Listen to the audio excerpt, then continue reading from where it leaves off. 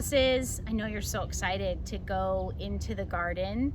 I just want to help so that you guys can be successful in your spaces.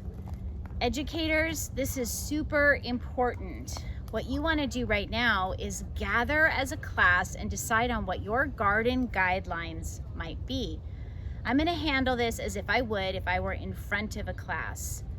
The first question I'm going to ask everybody in the class today is, what is important to take care of in the garden? Any ideas? The plants. Oh, right. Okay, so we have plants in the garden. What else is important to take care of? Bugs. Oh, yeah, we have some bugs, or we could say, maybe we just say creatures in case there's other animals like, birds or other things that we might find in the garden. Anything else that we should take care of? Other students. Oh, I hadn't thought about that. So I'm going to say friends. Yes? We can call all of our buddies our friends. So we have to take care of so far plants, bugs, friends. What about the spaces that we grow in?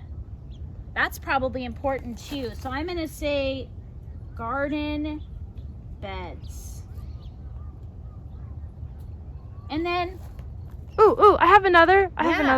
Tools. Tools. We get to use tools in the garden.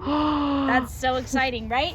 So definitely tools are a very important piece of the garden.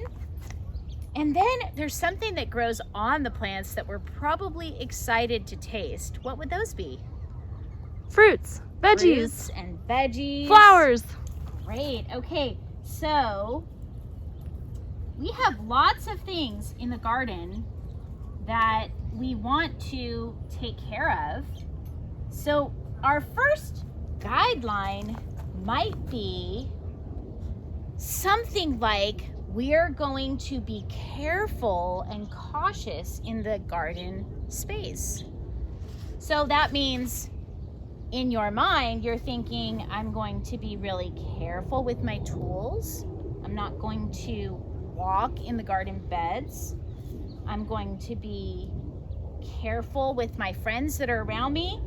And I'm also going to treat the bugs and the creatures, the plants, the fruits, veggies, and flowers with a lot of respect, because that's what we're trying to grow.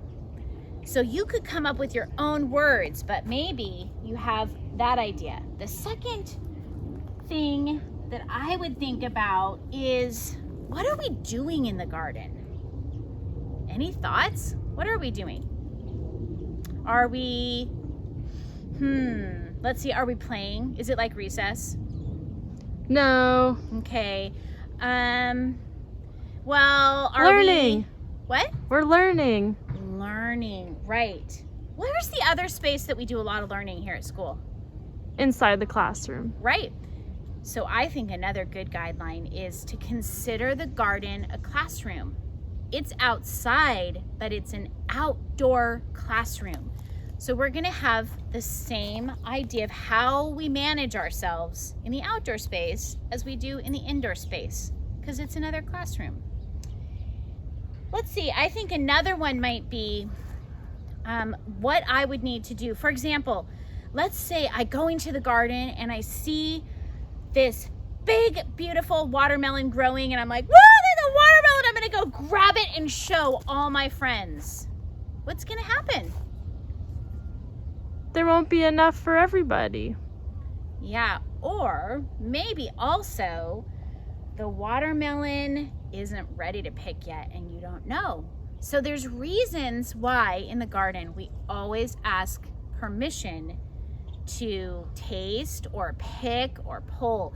There's going to be a lot of times when you're given a chance to explore and your teacher will say, take one leaf, take one flower, or here, taste this, but please do always ask. And then let's see, is that going to cover everything? So if I were to run through the garden, it might fall under my first guideline, which is respect the space. And running through the garden is not really respecting that space. And I also am not treating it like a classroom. So if you were to come up with your 3 guidelines, maybe it is respect the space, your friends, and the creatures in it. Don't pick the flowers, veggies, or leaves without permission. And what would be our last one? Maybe something like be great scientists, observe and enjoy the space. Those are 3 pretty good guidelines. So I would like you as a class to consider, what would your guidelines be? Come up with some good ones, and then make sure you review every time before you go out into the garden so that you have lots of success in the space.